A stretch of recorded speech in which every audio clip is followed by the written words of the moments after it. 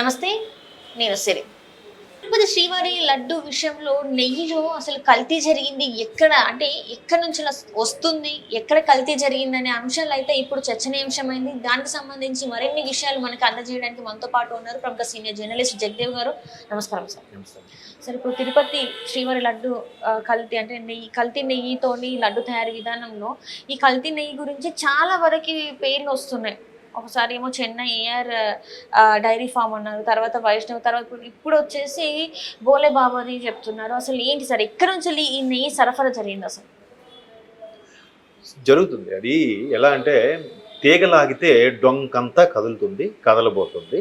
మరి అందుకే కదా ఈ తాపత్రయం అంతా కూడా. ఏదేదో పక్కతో పట్టించడం, 100 రోజులు అని చెప్పడం, మమ్మల్ని చేస్తారా, రాజకీయం చేస్తారని మాట్లాడటము.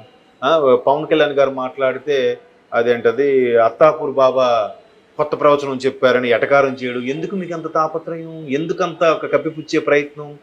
గత ప్రభుత్వ హయాంలో జరిగిందని చెప్పారు తప్ప మీరు చేశారని చెప్పలేదు కదా.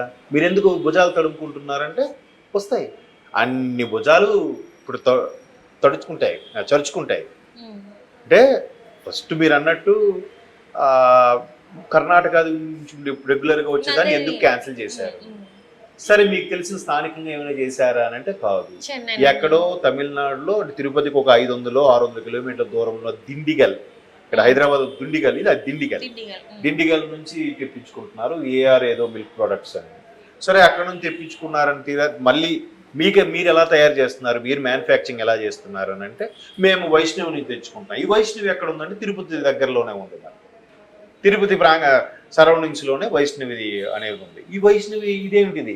వైష్ణవికి ఎక్కడి నుంచి వస్తుంది, మీరు ఎలా చేస్తున్నారు? లేదు స్వచ్ఛమైన పాలు నుంచి మరగబెట్టి మేగడ నుంచి తెస్తున్నారా, లేదంటే డైరీ ఫామ్ నుంచి కొంటున్నారంటే లేదు, మాకు బోలే బాబా ఆశ్రమం నుంచి వస్తున్నాయి.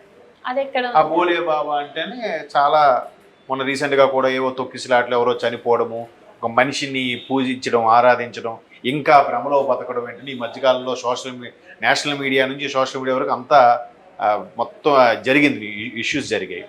సరే, ఎక్కడో ఉత్తరాఖండ్లో ఉండే ఆ బోలేబాబా ఆశ్రమం నెయ్యి ఎక్కడ వైష్ణవదేవికి రావడం ఏంటి, ఎక్కడి నుంచి ఏఆర్కి వెళ్ళడం ఏంటి, ఏఆర్ నుంచి వాళ్ళు తిరుమల దేవస్థానానికి రావడం ఏంటి?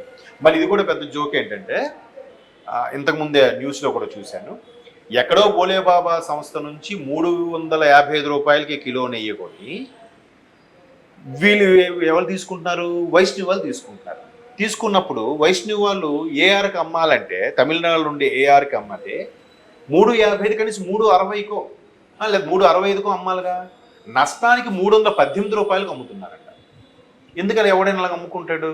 ఎంత పిచ్చోడైనా ఊరికే సేమ్ రేటుకి, ఇప్పుడు సర్వీస్ ఓరియంటెడ్ నాకు కావాలని చెప్పి సేమ్ రేటుకైనా అమ్ముతాడేమో, కానీ నష్టానికైతే ఎవడు అమ్మడు కదా, ఎవడు సర్వీస్ చేయడు కదా. అక్కడ సర్వీస్ చేసేవాడు జీతభత్యాలను ఇవ్వాలి కదా. ఎందుకు తక్కువ 318కి అమ్ముతున్నారు? సరికదా, వాడు మళ్ళీ అక్కడికి వెళ్ళి వాడేమైనా చేస్తున్నాడంటే వాడు పెద్ద మసిపూసి మారేడుగా చేసి మళ్ళీ 319కి తిరుమలకి అమ్ముతున్నాడు. ఏంటిది? ఇక్కడ నుంచి 500 కిలోమీటర్లు, మళ్ళీ ఇటు నుంచి వస్తే ఇక్కడ నుంచి ఉత్తరాఖండ్ దగ్గర 2000-3000 కిలోమీటర్ల డిస్టెన్స్, ఒక 10 లేదా ఒక 1500 కిలోమీటర్లు వేసుకోండి, 1000-1500 కిలోమీటర్లు ఈజీ, ఇంకెక్కువే ఉండొచ్చు. నాకు తెలిసి ఇక్కడ నుంచి కోల్కతాకే ఆల్మోస్ట్ ఒక 1000-1500 కిలోమీటర్లు ఉంటుంది. ఇంకా ఉత్తరాఖండ్ అంటే చాలా పైకి 3000 కిలోమీటర్లు ఒక పక్క. అంత దూరం నుంచి మళ్ళీ వైష్ణవి తేవడం ఏంటి? వైష్ణవి నుంచి డైరెక్ట్గా ఇచ్చేవచ్చు కదా. మళ్ళీ తమిళనాడులో ఏఆర్కి ఇవ్వడం ఏంటి? ఏఆర్ నుంచి మళ్ళీ తిరుమలకి రావడం ఏంటి? ఎందుకు అంటే ఎవరు బాగుపడడానికి, ఎవరికి మెప్పించడానికి, ఎవరు దొబ్బి తినడానికి ఎన్ని చేతులు మారుతున్నాయి. ఇప్పుడు వేయండి, కేంద్ర స్వచ్ఛంద సంస్థలు వేస్తారు, సిబిఐకి వేస్తారు. ఇప్పుడు ఏం మాట్లాడతారో చూడండి. ఒక్కొక్కడు వీళ్ళు సిటీకి వెళ్తుంటే, ఒక్కొక్క విషయం బయటకు వస్తుంటే ఇంక వీళ్ళు గుండెల్లో రైలు కడతాయి కదా. పరిగెట్టలేండి, ఫీల్ అవ్వరు. ఎందుకంటే ఫీల్ అయ్యేవాడు ఫీల్ అవుతాడు, కానీ వాడి కేసులు ఉన్నాయి ఒక లెక్క మాకు అనుకున్నవాడికి ఏముంటుంది చెప్పండి. దాన్ని ఇంకోలా మాడుతాడు మళ్ళీ అప్పుడు కూడా.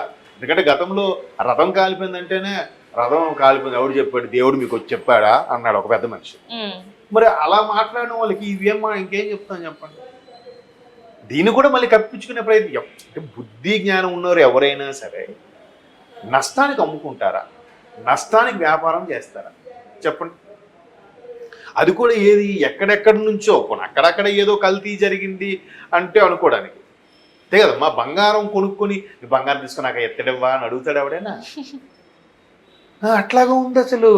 ఎక్కడో బోలేబాబా నుంచి 355 రూపాయలు కొని ఇక్కడ వైష్ణవికి అమ్మడం ఏంటి?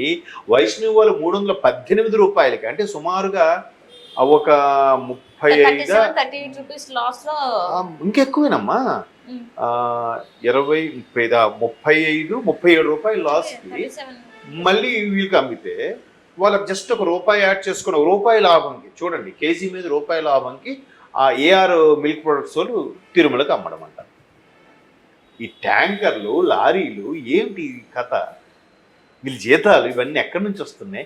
లేదా తెర వెనక ఇంకేదో వెనక నుంచి ఏనుగులు పంపించేసే ప్రయత్నంలో ముందు నుంచి ఇలా చిన్న చిన్న ఎలుకల్ని వదులుతున్నారా?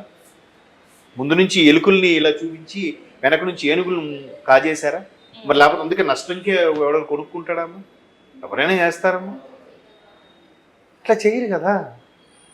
లేదు, సంవత్సరానికి ఒకసారి ఏదో ఒక లడ్డు ప్రజెంట్ చేశారంటే, ఖైరతాబాద్ వినాయక లడ్డు ప్రజెంట్ చేస్తే తాపేశ్వరం నుంచి అక్కడ నుంచి వస్తుందంట. వాళ్ళంటే ఒక దీక్షగా చేసి స్వామివారికి ప్రతి సంవత్సరం వాళ్ళ ట్రస్ట్ తరపునో వాళ్ళ నమ్మకంగానో ఇస్తారు. అలాగే నెల నెలా చేసి ఇచ్చారుగా, రోజువారీ చేసి ఇచ్చారుగా. ఇన్ని వేల లీటర్ల నెయ్యిని ఇట్లా నష్టానికి, తిరిగి 37 రూపాయల నష్టానికి ఎవరండి? అదేంటిది? అంత మాయగా పిచ్చి పిచ్చిగా వ్యవహారం ఉంది కదా. సో అందుకే ఈ భుజాలు తడుముకోవడం అంటే. సో ఇవన్నీ ఒక్కొక్కటిగా ఇంకా ఇలాంటి అబ్బురుపరిచే నిజాలు, నమ్మలేని నిజాలు ఎన్ని చూడాల్సి వస్తుందో. It's wait and see.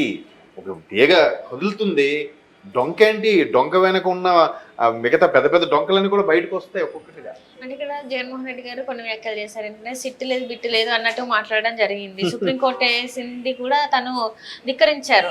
Supreme court ఏదైతే ఆదేశాలు జారీ చేసిందో 5 సభ్యులతోని స్వతంత్ర సంస్థతోని విచారణ చేపట్టాలని, దానికి కూడా భయపడట్లేదు అన్నట్టుగా మాట్లాడుతున్నారు. దీన్ని ఎట్లా చూడాలంటారు మనం? భయం లేదు కదమ్మా, చట్టాలు కూడా అలాగే ఉన్నాయిగా.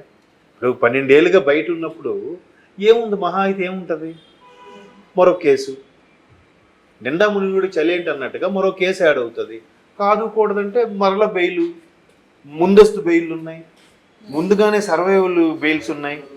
దాని మీద ఏదో ఎక్స్ప్లెనేషన్ చేసుకోవచ్చు, పొడిగించుకోవచ్చు, మళ్ళీ వాయిదా అడగచ్చు.